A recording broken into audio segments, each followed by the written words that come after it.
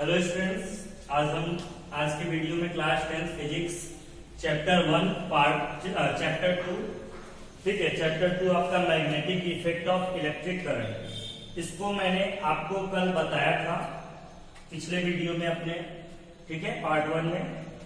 तो आज हम पार्ट 2 स्टार्ट करते हैं इसका, ठीक है। कुछ टॉपिक्स इसमें आपको मैंने बता दिया था कि मैग्नेट क्या होता है, मैग्नेटिक फील्ड लाइंस क्या होती हैं, ठीक है, और जो है मैग्नेटिक फील्ड क्या होता है, मैग्नेटिक फील्ड लाइन के कैरेक्टरिस्टिक्स क्या होते हैं, ठीक है।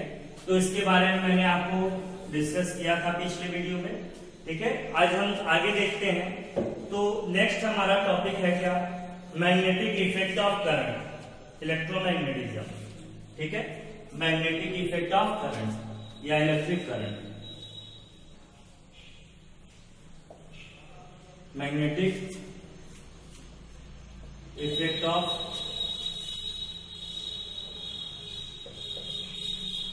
इलेक्ट्रिक करंट, ठीक है। Magnetic effect of electric current, electric current के मैग्नेटिक इफेक्ट के बारे में डिस्कस करेंगे, ठीक है। तो इसका मैग्नेटिक इफेक्ट क्या होता है, तो जैसा कि मैंने चैप्टर के नाम से ही आपको डिफाइन किया था कि magnetic effect of electric current, यानी जब किसी कंडक्टिंग वायर में, ठीक है, या इसी को एक और का नाम दिया जाता है कभी कभी इलेक्ट्रोमैग्नेटिज्म,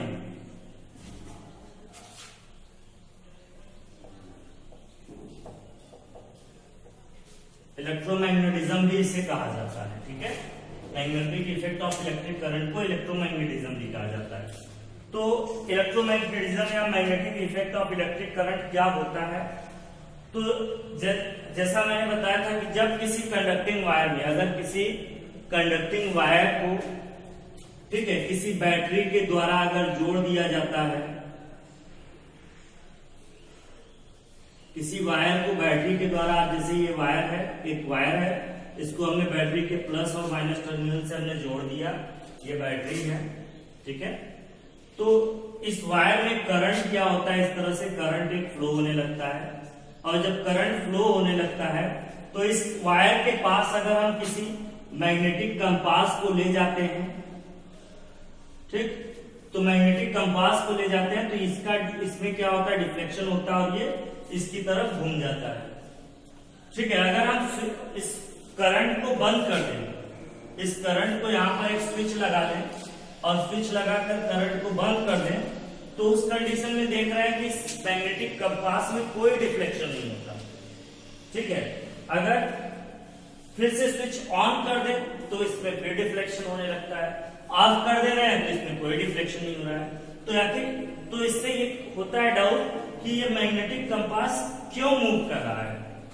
हम तो इसके करंट को ऑन ऑफ करके बंद कर रहे हैं, स्टार्ट कर रहे हैं, तो इस मैग्नेटिक कंपास में तो कोई चेंजेस नहीं ला रहे हैं। और मैग्नेटिक कंपास मोशन केवल एक मैग्नेटिक फील्ड में ही करता है, अनदर फील्ड जहां पे कोई मैग्नेटिक फील्ड नहीं, वहां पर ये मूवमेंट नहीं शो करेगा, कोई मोशन शो नहीं करेगा।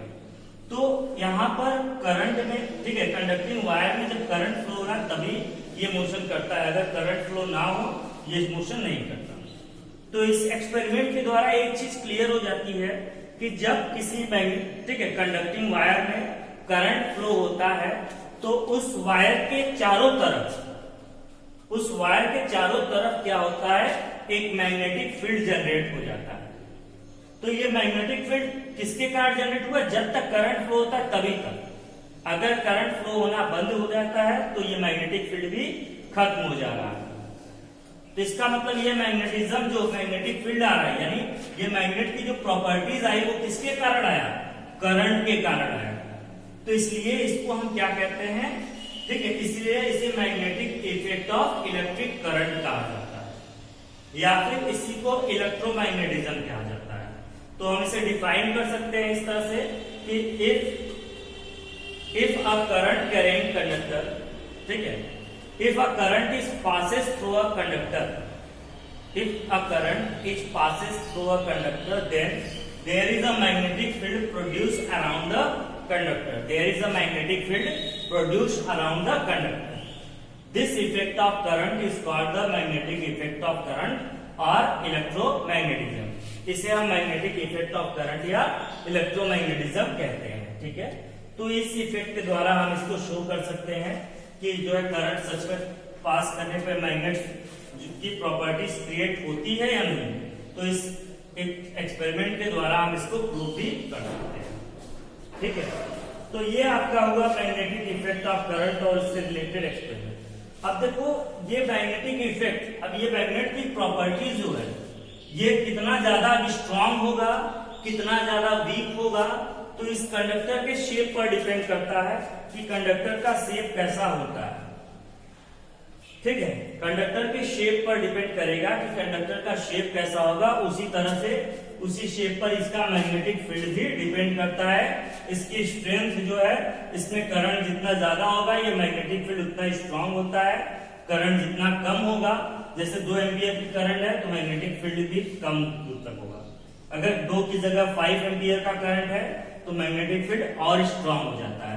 तो करंट की वैल्यू बढ़ाने पर मैग्नेटिक फील्ड की जो प्रॉपर्टी स्ट्रेंथ होती है या बढ़ाने या घटाने पर वो भी चेंज होती है। ठीक है, तो ये था आपका क्या, मैग्नेटिक इफेक्ट ऑफ करंट और इलेक्ट्रोमैग्नेटिज्म। अब नेक्स्ट हम देखते हैं, इसी के बाद हमारा आता है क्या, magnetic field patterns produced by a current carrying conductor. इसमें कह रहा है कि मैग्नेटिक फील्ड पैटर्न जो होता है वो कैसा होगा। तो अलग अलग तरह के कंडक्टर में, जैसे जो मैग्नेटिक फील्ड है, जैसा मैंने बताया था आपको कि मैग्नेटिक फील्ड लाइन नॉर्थ और साउथ पोल जैसे ये होता है बार मैग्नेट में, तो ये नॉर्थ से निकलकर साउथ की तरफ एंड होता है। ठीक है, इस तरह से ये होता है। तो यहां पर इस वायर में मैग्नेटिक फील्ड का पैटर्न कैसा होगा। ठीक है, इस वायर में जो ये आपका वायर है, इसके कारण जो मैग्नेटिज्म प्रोड्यूस हो रहा है, इस मैग्नेटिज्म का यानी मैग्नेट का फील्ड कैसा होगा, पैटर्न कैसा होगा, तो ये डिपेंड करता है कि कंडक्टिंग वायर का शेप कैसा है, इस चीज पर डिपेंड करता है। जैसे कंडक्टिंग वायर अगर कभी कभी स्ट्रेट लाइन कंडक्टर है, तो वायर अगर स्ट्रेट लाइन है तो उसके लिए करंट जो इसका पैटर्न होता है अलग होता है। सर्कुलर लूप है तो अलग, और सोलेनॉइड है तो अलग। तो यहाँ हम इन तीनों के बारे में पढ़ेंगे। स्ट्रेट लाइन कंडक्टर का मतलब पहला है कि जब कंडक्टिंग वायर एक स्ट्रेट लाइन हो। स्ट्रेट लाइन का मतलब ये वायर एक सीधा हो ना, एक स्ट्रेट वायर हो तब। दूसरा होता है, ठीक है, स्ट्रेट लाइन कंडक्टर। दूसरा होता है सर्कुलर लूप। सर्कुलर लूप का मतलब इस तार को इस तरह से बनाया जाए कि ये इस तरह से लूप का शेप ले ले, इसे हम सर्कुलर लूप कहते हैं। और तीसरा आपका होता है सोलेनॉइड। सोलेनॉइड का मतलब ये जो वायर है ये कॉइल के रूप में हो।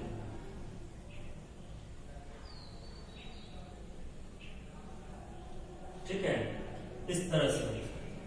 तो अलग अलग तरह के कंडक्टिंग वायर में का शेप अलग अलग अगर तरह का हो तो मैग्नेटिक फील्ड पैटर्न भी अलग अलग होता है। तो फर्स्ट हम देखते हैं स्ट्रेट लाइन कंडक्टर कि जब कंडक्टिंग वायर जो है कैसा हो, स्ट्रेट लाइन हो, तो उस कंडीशन में मैग्नेटिक फील्ड पैटर्न कैसा होगा। ठीक है, तो स्ट्रेट लाइन कंडक्टर की बात करते हैं कि magnetic field pattern straight line conductor में कैसा हो। तो देखिए स्ट्रेट लाइन कंडक्टर जैसे ये है आपका कि एक सीधा वायर हो,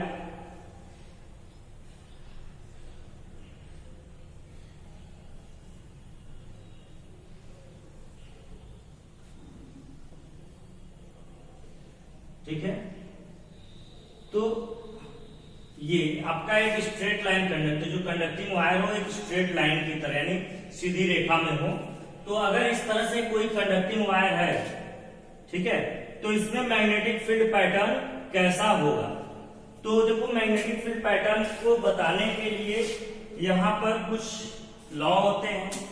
जैसे इसको डायरेक्शन को देखने के लिए जो आपका मैक्सवेल्स का राइट हैंड थंब रूल या कॉर्क स्क्रू रूल होता है, उसके बेसिस पे निकाला जाता है कि डायरेक्शन किधर होगा। लेकिन अगर हम पैटर्न की बात करें कि पैटर्न कैसा होता है, तो देखो जैसे ये वायर स्ट्रेट लाइन है ना, तो इसमें मैग्नेटिक फील्ड पैटर्न कैसा होगा, तो ये देखो ये सर्कल,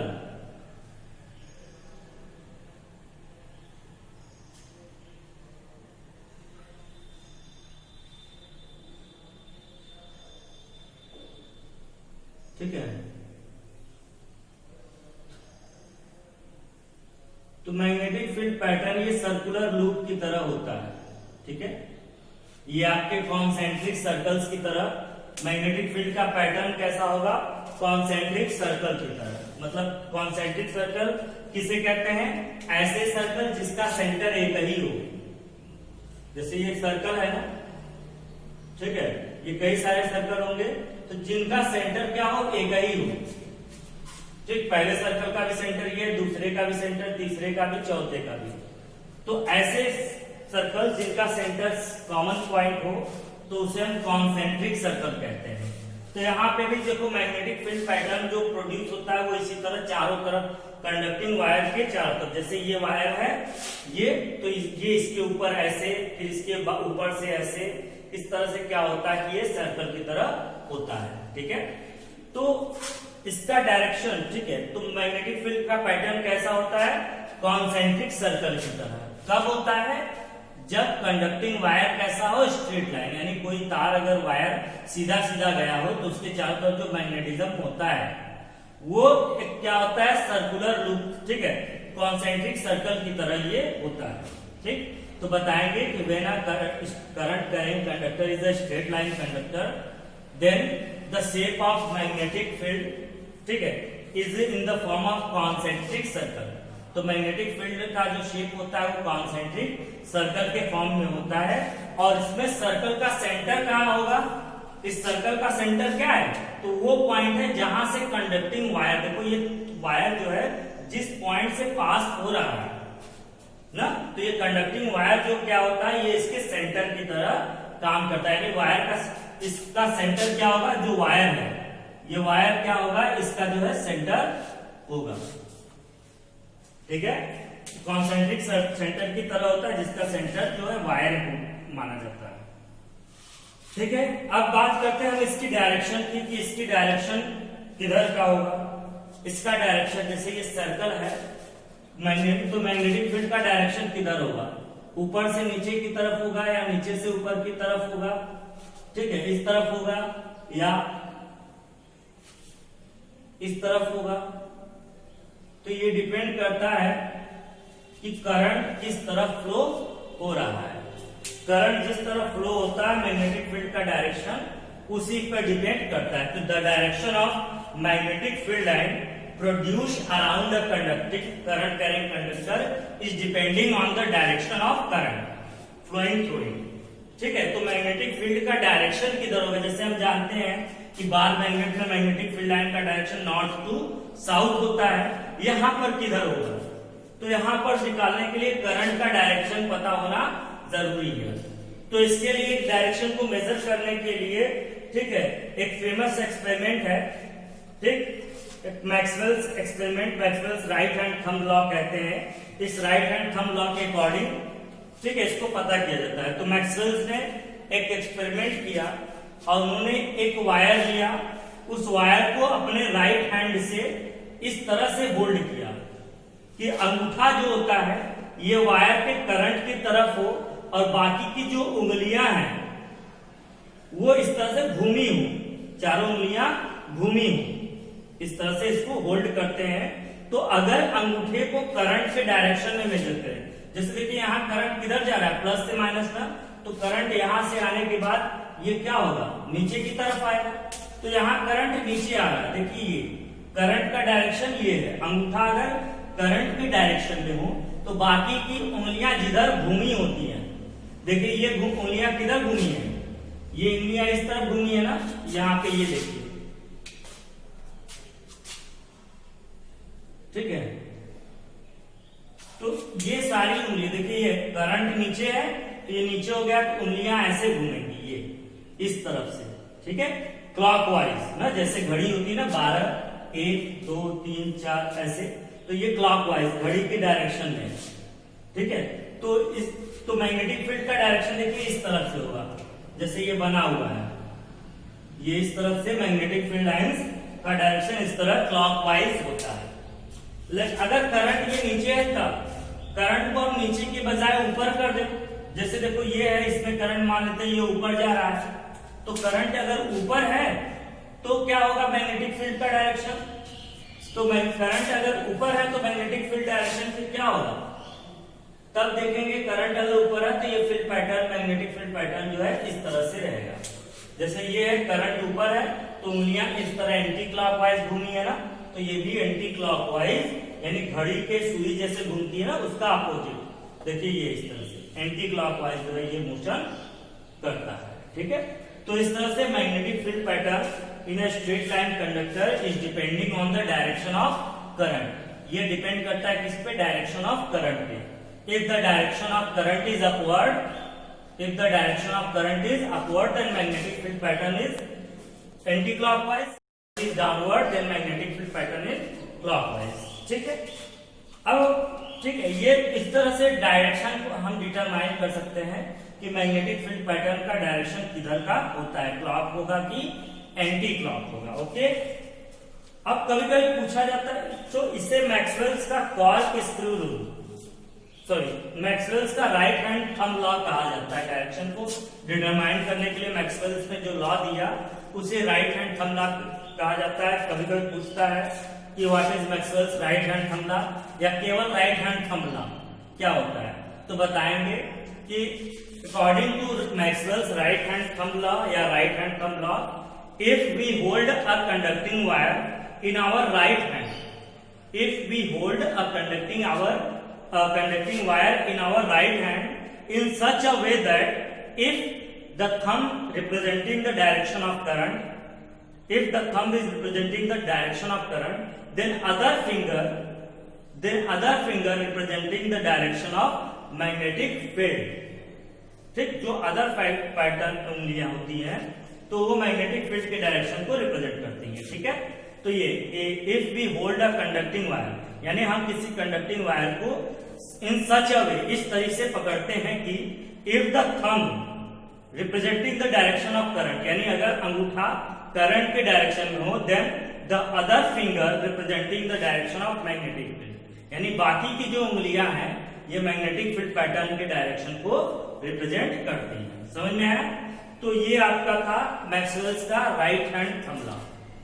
कभी कभी इसी को एक और लॉ से जोड़ा गया बाद में, ठीक है, मैक्सवेल्स का law of cork screw, Maxwell's cork screw law कहा जाता है इसे, या लॉ ऑफ कार्क स्क्रू कहा जाता है। कार्क स्क्रू का मतलब क्या होता है कि जो एक पेंच होता है ना, जो आप बोल्ट किसी चीज पर, जैसे यहाँ पर कोई ये पेंच के द्वारा लगे हुए हैं, ठीक है, तो जो पेंच होता है, ठीक, उस किसी भी स्क्रू को आप जब कसते हो या ओपन करते हो, ठीक है, कहीं से कोई स्क्रू आप ओपन करते हो तो देखते हो कि क्या होता है कि स्क्रू का मोशन, जो स्क्रू है स्क्रू का मोशन जैसे ये है, ठीक है, तो देखो स्क्रू का मोशन अगर हम इसे नीचे ले जा रहे हैं, जैसे ये था ऊपर था ना, अब इसको हम नीचे अगर ले जाए, यानी इसको नीचे जाएगा तब ये बंद होगा ना, तो इसको हमें इस तरह से घुमाना पड़ता है। देखिए ये, यानी इस तरह से हम इसको घुमाते हैं, ठीक है, किधर से, राइट टू लेफ्ट, ठीक। अगर इसे ऊपर ले आना हो तब हम इसे उल्टा घुमाते हैं। कभी किसी बॉटल को आप खोलकर ट्राई करिए, देखिए बॉटल जब ऊपर आती है, बॉटल का जो कैप है वो जब आप खोलोगे तो ऊपर आएगा कैप, तो जब बॉटल का कैप ऊपर आता है तो देखो आप ऑब्जर्व करो कि बॉटल को किस तरह घुमा रहे हो आप, तो जब ऊपर आता है, देखिए ये जब ऊपर आता है तो किस तरह बॉटल घुमाओगे आप, एंटी क्लॉकवाइज। बॉटल के कैप को जब आप ऊपर मोशन कराओ तो एंटी क्लॉकवाइज घुमाते हैं, जब बंद करना होता है, टाइट करना होता है, तो हम उसे क्लॉकवाइज, ये इस तरह से बंद करना हो तो हम उसे क्लॉकवाइज घुमाते हैं।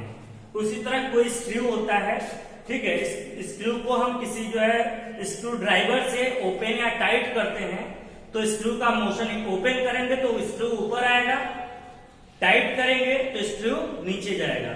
तो ऊपर और नीचे ये करंट की डायरेक्शन से कंपेयर किया गया, और घुमाने की जो डायरेक्शन होता है घुमाने का स्क्रू ड्राइवर को, वो डिपेंड करता है मैग्नेटिक फील्ड पर। ठीक है, तो इस तरह से इसको कार्क-स्क्रू लॉ से भी रिलेट करके बताया गया कि इफ, ठीक है, if the motion of the screw, if the motion of screw is representing a conductor direction of current, ठीक, जो स्क्रू का मोशन है, यानी स्क्रू जो पेंच है आपका वो ऊपर आ रहा है कि नीचे, अगर पेंच का जो मोशन है वो किसी करंट के डायरेक्शन को बताए तो पेंच को घुमाने की जो दिशा होती है, ठीक है, स्क्रू को घुमाने की जो दिशा होती है वो मैग्नेटिक फील्ड पैटर्न का डायरेक्शन रिप्रेजेंट करता है। इसी को कार्क-स्क्रू लॉ कहा जाता है। ठीक है, तो ये था आपका मैक्सवेल्स का कार्क-स्क्रू लॉ या राइट हैंड थंब लॉ। ठीक, सेकंड है magnetic field pattern due to circular loop. तो magnetic field pattern due to circular loop, इसके बारे में हम अपने अगले वीडियो में देखेंगे। Okay, thank you. अगर आपको ये वीडियो पसंद आया हो तो इसे लाइक करिएगा, और कोई क्वेश्चन अगर आपके मन में हो तो कमेंट बॉक्स में जाकर हमें जरूर कमेंट करिएगा। Okay, thank you.